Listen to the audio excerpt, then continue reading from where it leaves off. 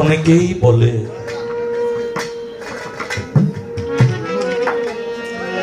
গুরুর কাছে কোনো কিছু জিজ্ঞাসা করা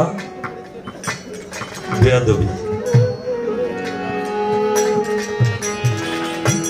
এই কথাটা কি আদৌ সত্য? সত্য?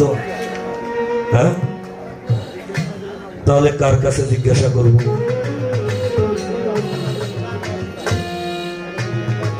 গুরুর কাছে জিজ্ঞাসা করা যদি বেয়াদবি হয়, আমি জিজ্ঞাসা করব কার কাছে? বাবা, কার কাছে? আর পৃথিবীতে জায়গা আছে যেই কথাটা স্ত্রীর কাছে বলা যায় না। জাগতিক জগতের যারা বন্ধু তাদের কাছে বলা যায় না। যেই কথাটা বাবার কাছে বলা যায় না, যে কথাটা এত আদর যিনি করেন আমার গর্ভধারণী মা, মার কাছে বলা যায় না, সন্তানের কাছেও বলা যায় না। তাহলে দাদা ভাই, আমি কার কাছে সেই কথাটা বলবো?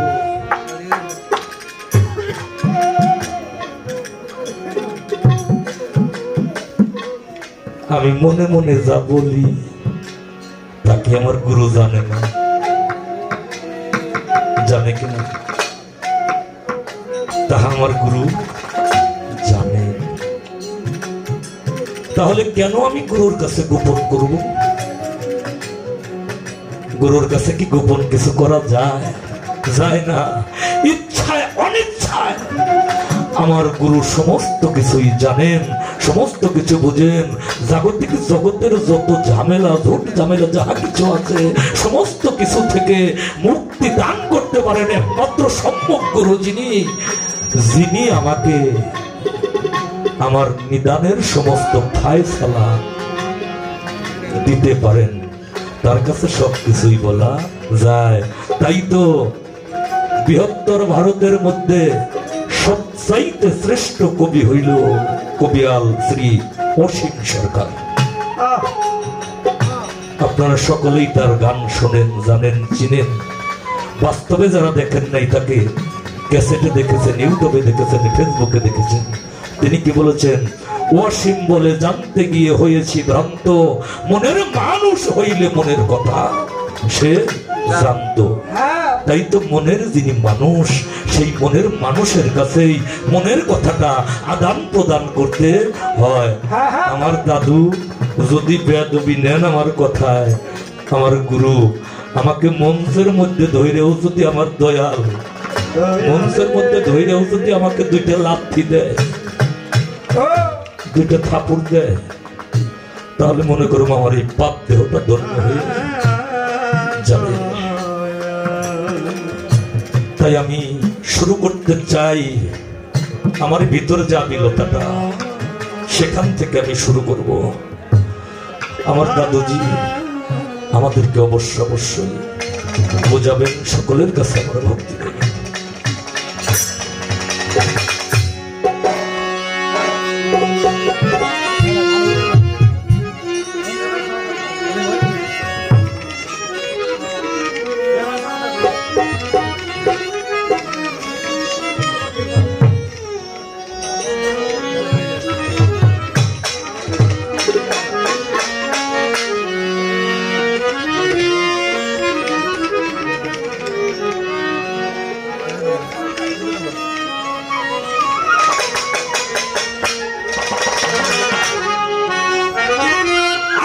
মনের মতো মানুষ পাই না,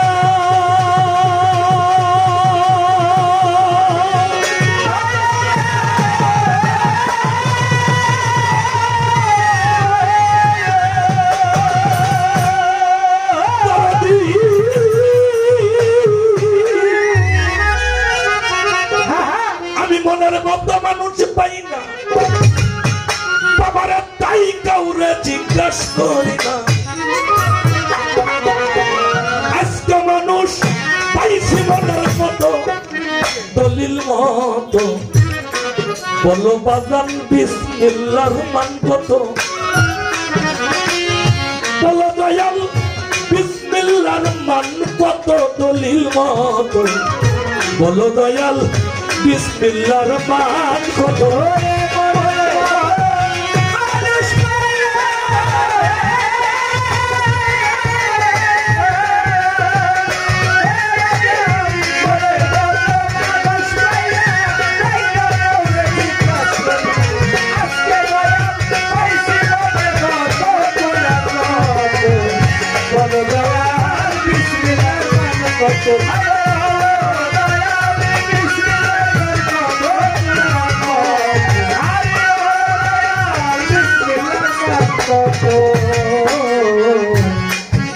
এই বিসমিল্লাহতে আছে কি ধন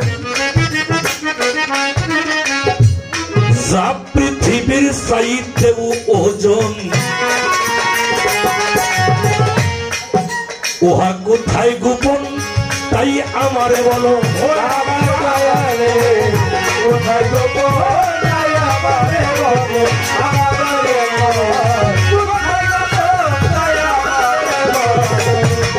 আরে এই বিসমিল্লাহতে আছে কি ধন যা পৃথিবীর চাইতেও রে ওজন ওহা কোথায় গোপন তাই আমারে বলো আমার দয়ালে কোথায় গোপন তাই আমারে বলো আমার দয়ালে কোথায় গোপন তাই আমারে বলো শান্ত মোর মনের বাসনা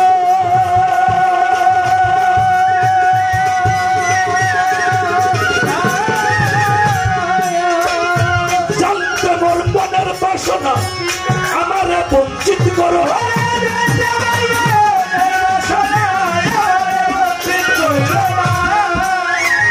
জানতে মোর মনের বাসনা আমারে বঞ্চিত কইর না বললে ভক্তি দিব শত শত চরণে বললে ভক্তি দিব শত শত কোরআন মতো বলো দয়াল বিসমিল্লাহর মান কত আরে বলো দয়াল বিসমিল্লাহর মান কত কোরআন মতো বলো দয়াল বিসমিল্লাহর মান কত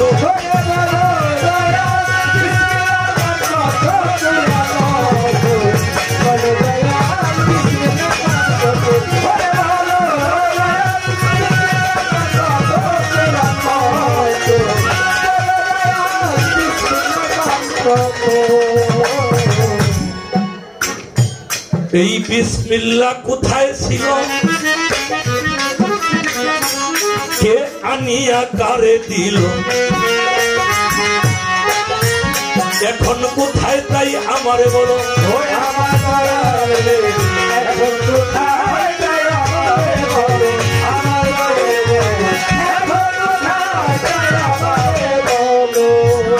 এই বিসমিল্লাহ কোথায় ছিল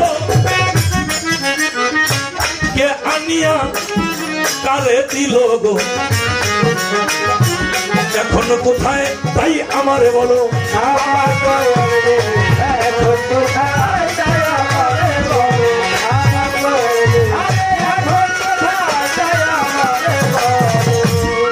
এই জগৎ চলে না বিসমিল্লাহ ছাড়া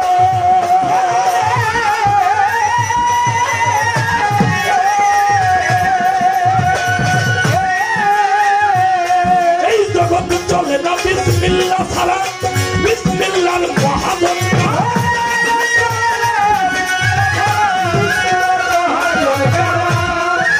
আরে চলে না বিসমিল্লাহ ছাড়া বিসমিল্লাহর মহামন্ত্র জানলে মনের সংশয় দূর হইত রাজান জানলে মনের সংশয় দূর হইত কোরআন বলো দয়াল বিসমিল্লাহর মান কত আরে বলো দয়াল বিসমিল্লাহর মান কত কোরআন মতো বলো দয়াল বিসমিল্লাহর মান কত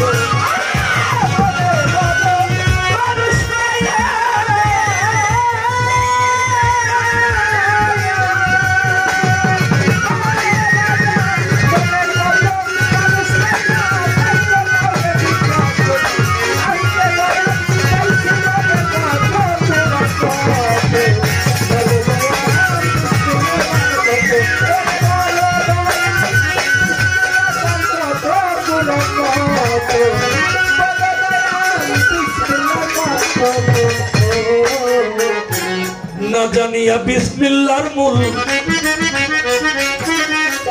হারাইলাম একুল সেকুল আমার ভজন সাধন কিছুই হইল না তো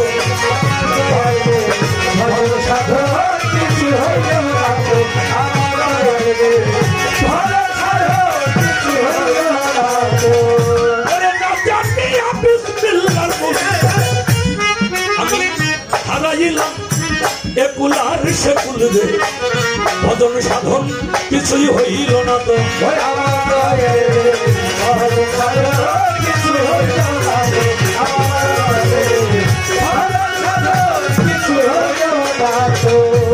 সাধক সুনীল বলে ভক্তি করি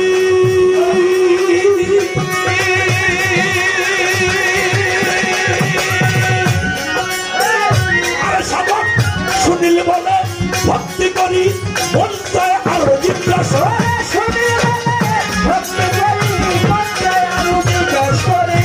সুনীল বলে ভক্তি করি মন চায় আরো জিজ্ঞাসা করি বিসমিল্লাতে ফরক আছে কত দয়াল বিসমিল্লাতে ফরক আছে কত কোরআন বলো দয়াল বিসমিল্লাহর মান কত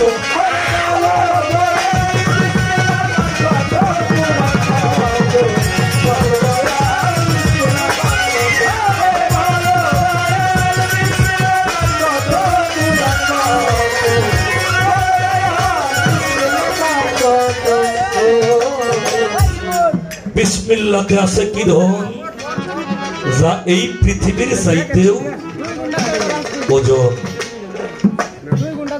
সাধক হালিম সাইজি যিনি এই পালা গানকে ভাব গানকে ধর্মীয় সঙ্গীত বলে আখ্যায়িত করেছেন তিনার একটি কালামের মধ্যে পাওয়া গেল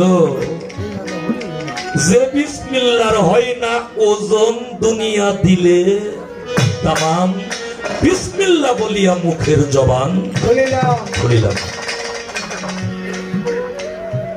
তাহলে সারাটা দুনিয়া এক পাল্লায় দিলে আর এই বিসমিল্লাহির রহমানির রহিম একটা পাল্লায় দিলে বাবা এই পাল্লাটাই ঝুঁকে পরে এই বিসমিল্লাহর এত ওজন এই বিসমিল্লাহর এত ফজিলত এই বিসমিল্লাহির রহমানির রহিম পাঠ করে অনেক পাপী অনেক তাপী অনেক গুনাহগার অনেক দুরাচার অনেক লাচার তারা মুক্তি লাভ করেছে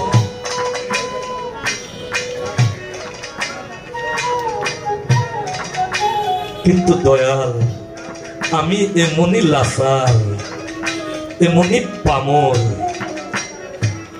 আমি হাজার হাজার লক্ষ লক্ষ বার এই বিসমিল্লাহির রহমানির রহিম পাঠ করি আমার কোনো বরকত আসে না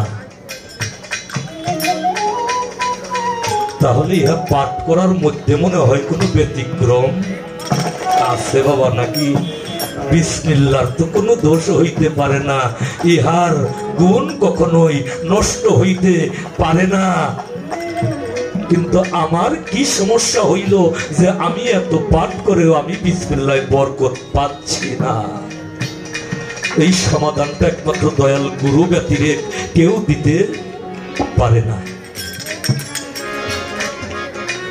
এই বিসমিল্লাহটা সর্বপ্রথম কোথায় ছিল কে আনিয়া কারে দিল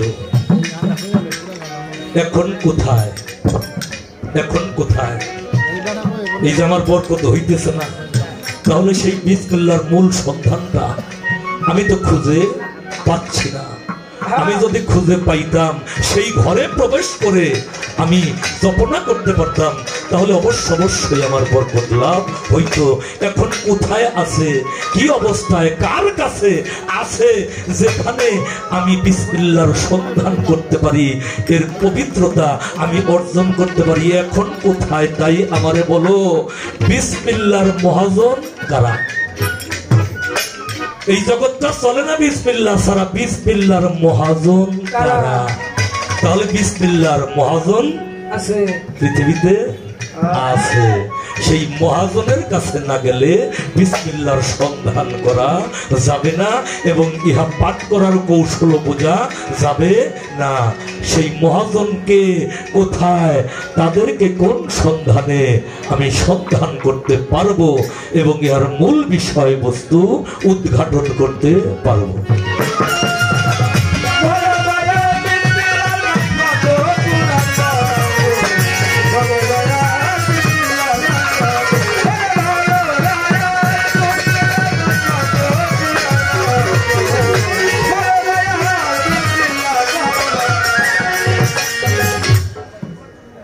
একটা সাধক গান লিখতে গেলে বাবা, ছন্দে সংযোগ করতে গেলে অনেকগুলো প্রশ্ন আসতে পারে।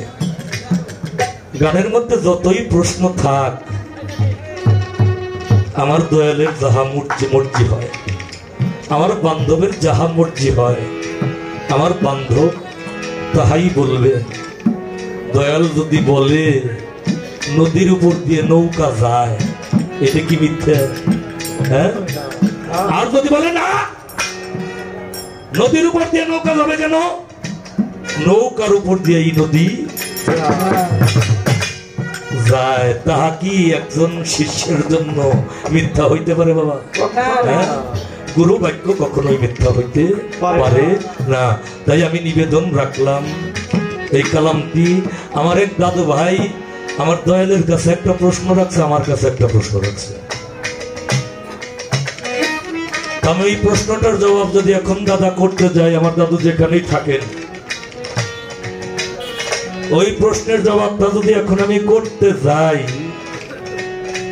তাহলে আমার শিষ্যের ভূমিকাটা টিকিয়ে রাখা কষ্ট হয়ে যায়।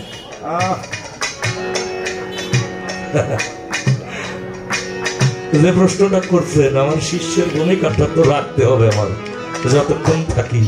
হ্যাঁ, আমি আপনি একটু স্মরণ করাইয়ে দিন, আমি এটা শেষের দিক দিয়ে বলার চেষ্টা করব। যদি গুরু দয়াময় দয়া করেন তবেই বলতে পারবো।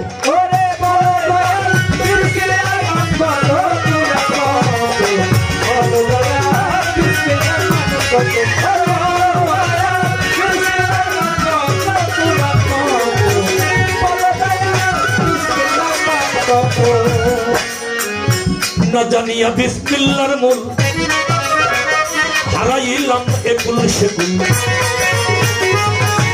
আমার ভজন সাধন কিছুই হইল না তো, আমার দয়ালে ভজন সাধন কিছু হইল না তো, আমার দয়ালে ভজন সাধন কিছু হইল না। আরে সাধক শুনিল বলে ভক্তি করি,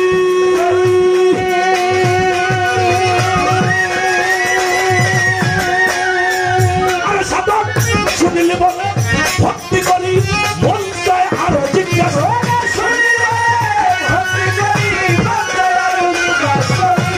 শুনিলে বলে ভক্তি করি, এই মন চায় আরো জিজ্ঞাসা করি। এই বিসমিল্লাহ হরফ আছে কত বাজা নেই, বিসমিল্লাহতে হরফ আছে কত, কোরআন বলো দয়াল বিসমিল্লাহর মান কত, দয়াল বিসমিল্লাহর মান কত,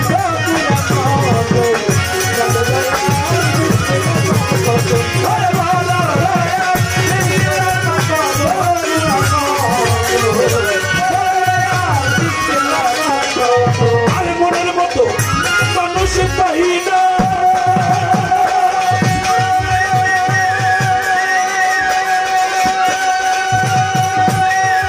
আমি মনের মতো মানুষ পাই না, তাই কাউরে জিজ্ঞাসা করি না। আজকে মানুষ পাইছি মনের মতো, কোরআন মতো, বলো করবি এই বিসমিল্লাহর মান কত, বলো দয়াল বিসমিল্লাহর মান কত, কোরআন মতো, বলো দয়াল এই বিসমিল্লাহ মানে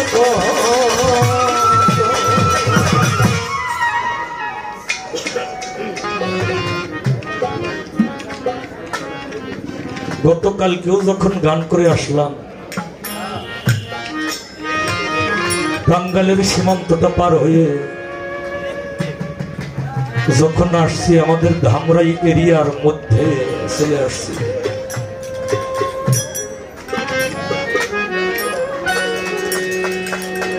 তখনও পরিষ্কার হয় নাই।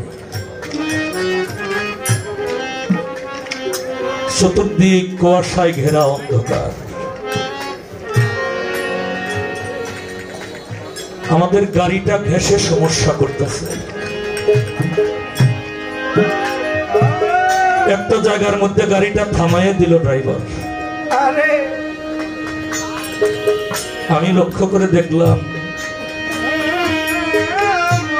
একটা মানুষের মাথায় অনেকগুলো টুপরি, যারে কিছু কিছু ভাষায় ওরা বলা হয়, টুপরি জাকা ওরা। আরেকজন মানুষের কাঁধে, দুই কাঁধে দুইটা কোদাল।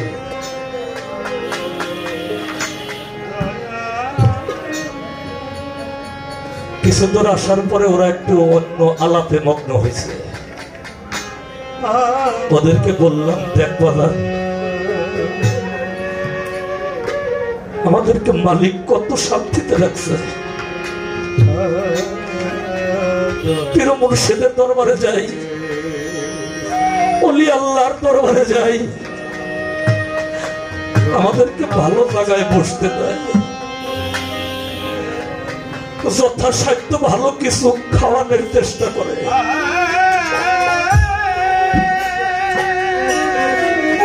আমাদেরকে টাকা দেয়।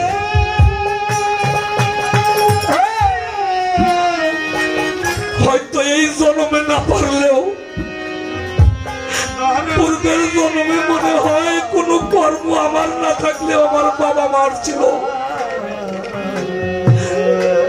আমার বাবার ছিল, মার ছিল, তাই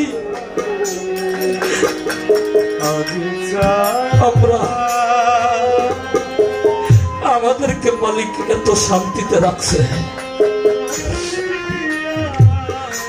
এমন কোন ব্যবহার যেন আমরা না করি যেই ব্যবহারের কারণে ওলি আল্লাহ অসন্তুষ্ট হয়ে যায়, পীর মুর্শিদ অসন্তুষ্ট হয়ে যায়, আমার রাসূল অসন্তুষ্ট হয়ে যায়।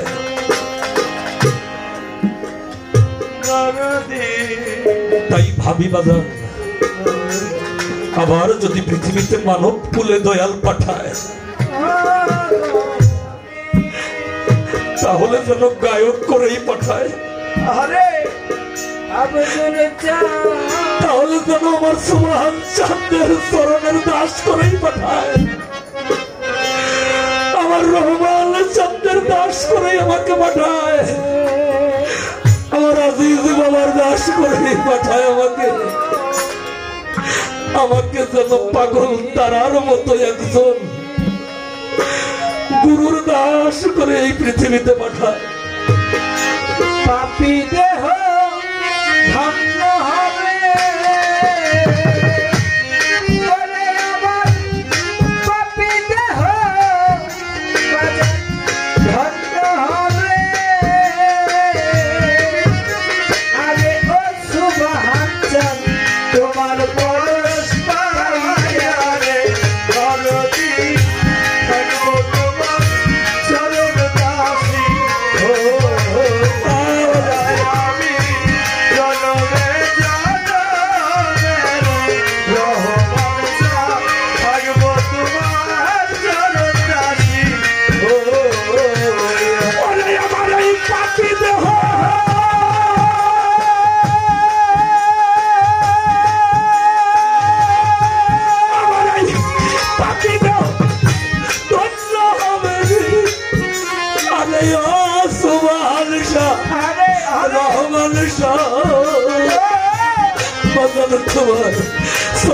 পরশি থাকবো তোমার চরণ দাসী।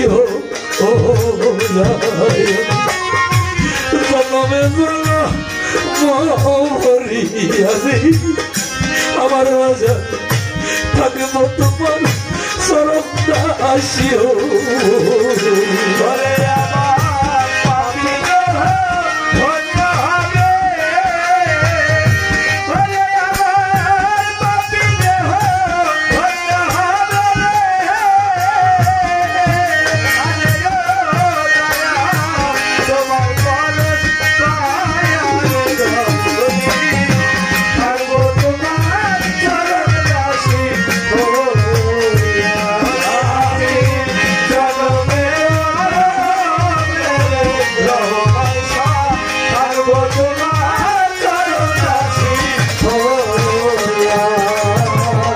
আরে আমি কেমন জানি হইয়া গেছি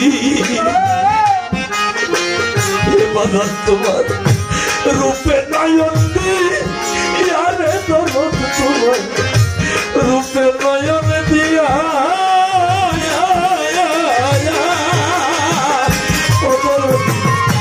কেমন জানি হইয়া গেছি রে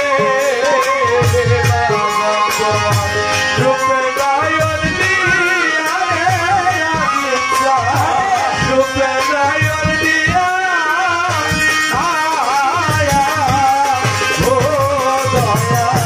আমি কেমন জানি হইয়া গেছি রে আমার সমান অতরদি রূপে নয়ন দিয়ারে বাগন রূপে নয়ন দিয়া আরে আবার তুই নয়নে দেই না বলা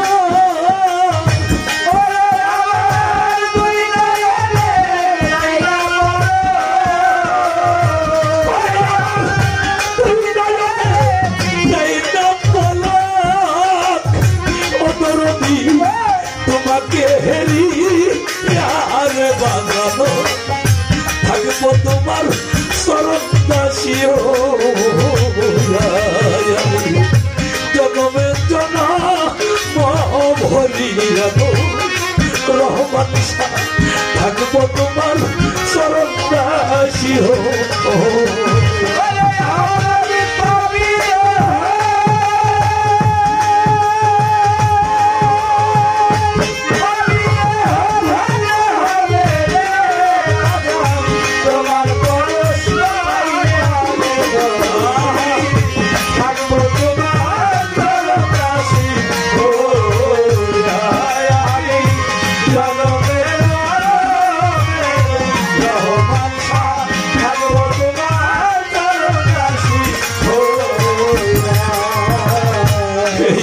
কাঙ্গালেরও বেশান তুমি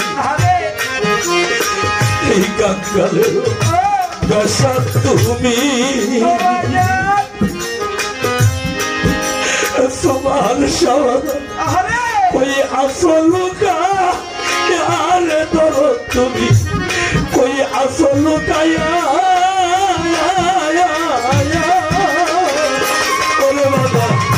কাঙ্গালেরও বেশান তুমি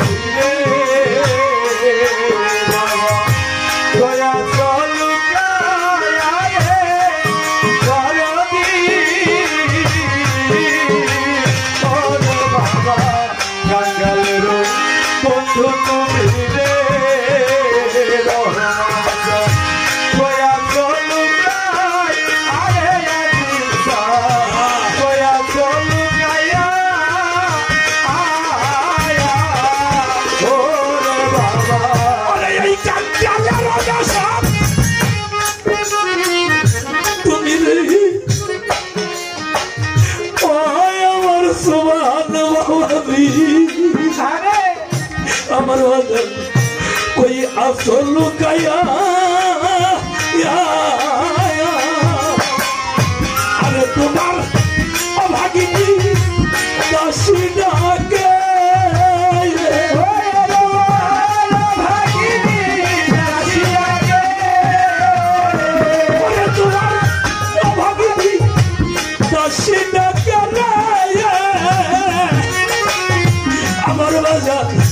একবার যাও দেখি আরে দরদি থাকবো তোমার চরণ দাসীও আমি জনমে জনম আমার বাজার থাকবো তোমার চরণ দাসীও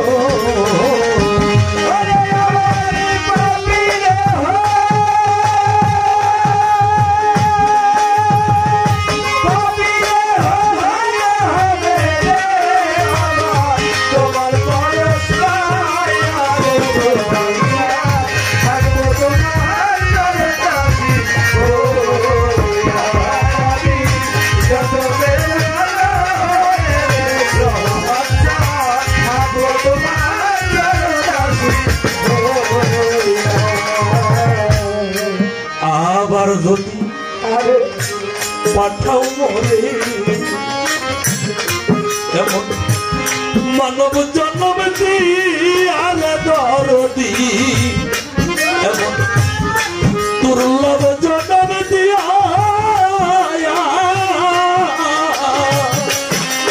ওরে বন্ধু আমার যদি পাঠাবো রে মানব জনম দিয়ালে রহমান রহমান শাহ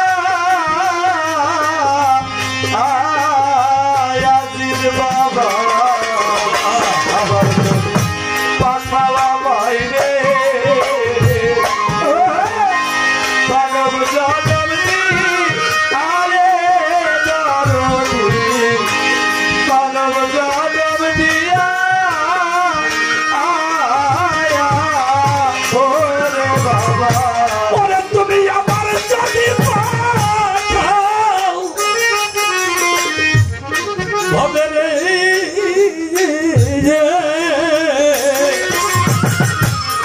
করুণাময় মানব জন্ম দিয়ালে বান্ধবাময় মানব জন্ম দিয়া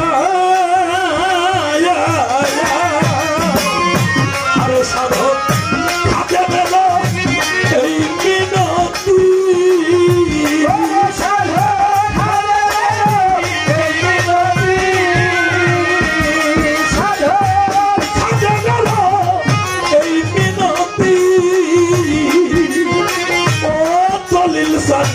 রাখিলাম জানা আরে বাজাবো থাকিব তোমার চরণ দাসী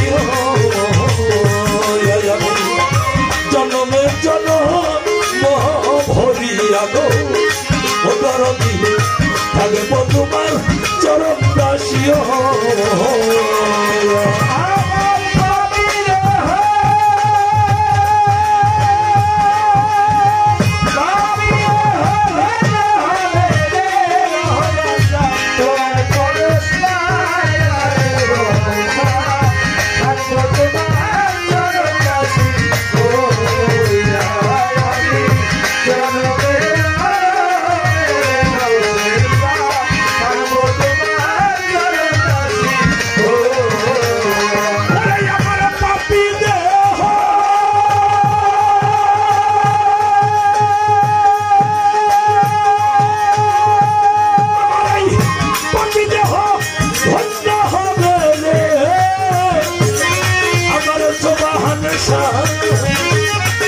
আমার রহমান আমার আজিজ জানে বাবা তোমার পরশে পায়া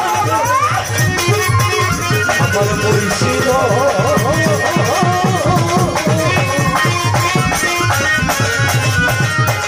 আমার বাগানে থাকবো তোমার চরণ দাসী আমি জনমে জনম ভরিয়া গো দরদি থাকব তোমার চরণ দাসী